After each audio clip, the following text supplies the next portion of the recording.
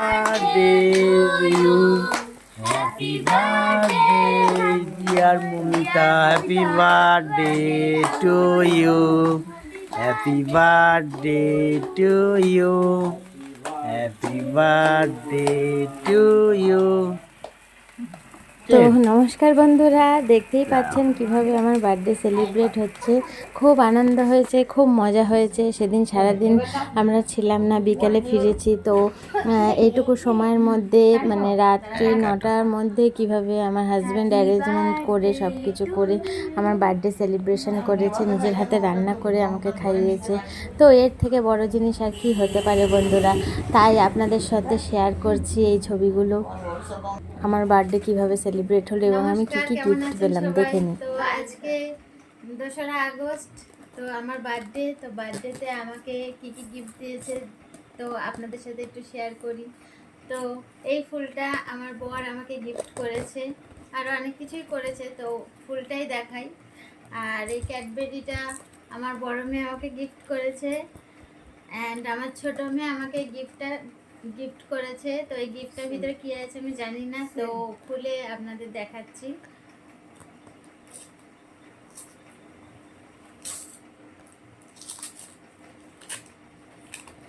তো আমার ছোট মেয়ে আমাকে পারফিউম গিফট করেছে, তো খুবই মজার। সে নিজেই পছন্দ করে নিজের মানে জমানো টাকা দিয়ে আমার জন্য এই পারফিউমটা আমাকে গিফট করেছে। এটা খুলছে না, ওয়াও! এই পারফিউমটা আমার ছোট মেয়ে আমাকে গিফট করেছে। তো খুব সুন্দর, খুব ভালো। দুটো গিফটই আমার কাছে খুব দামি। দুটো না, এই 3টে গিফটই আমার কাছে খুব দামি। তো এই গিফটের তো কোনো মূল্য হয় না, এই ভালোবাসাটাই অনেক বেশি বড়। তো এই জন্য আপনাদের সাথে শেয়ার করলাম। ধন্যবাদ।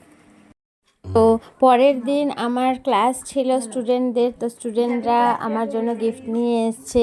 তা ভাবলাম সেটাও আপনাদের সাথে শেয়ার করি। তো স্টুডেন্টরা আমার জন্য কি গিফট নিয়ে এসছে, এবং তাই আমি বললাম যে একটা ছোট্ট করে ভিডিও করে নাও আমার গিফটের। তো দেখে নিন আমার কি গিফট নিয়ে এসছে।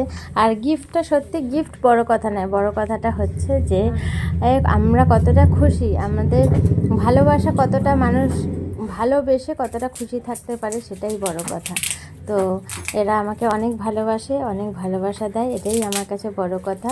তো এই পর্যন্তই ভিডিও। ভালো থাকবেন, সুস্থ থাকবেন। আর আমার ভিডিওটা যদি ভালো লাগে অবশ্যই লাইক, কমেন্ট, শেয়ার করবেন এবং পাশে থাকা বেল আইকনটি অবশ্যই ক্লিক করবেন। তো নমস্কার।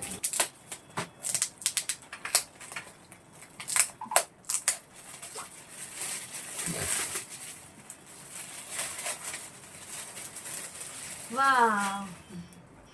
এই যে গিফট, ডায়েরি আর পেন আমার ভীষণ পছন্দ।